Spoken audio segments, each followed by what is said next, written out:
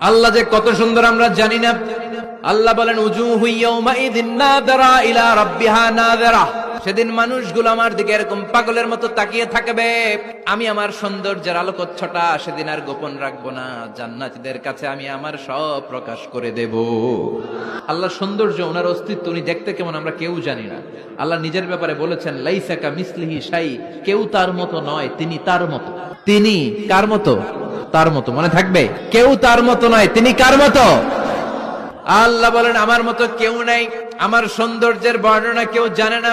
হাত তুলে জান্নাতি বলবে আল্লাহ সব পেয়েছে, আপনারে পাই নাই। আল্লাহ বলবেন ঠিক আছে ঠিক আছে, আমার নূরের তাজাল্লি আমি এখনই তোমাদের উপরে দেব। সুবহানাল্লাহ। আল্লাহ জান্নাতের ভেতরে বিশাল কনফারেন্স রুমে সব জান্নাতীদেরকে ঢুকাবে। সামনে থাকবে বিশ্বনবী, সবার সামনে সিংহাসনে।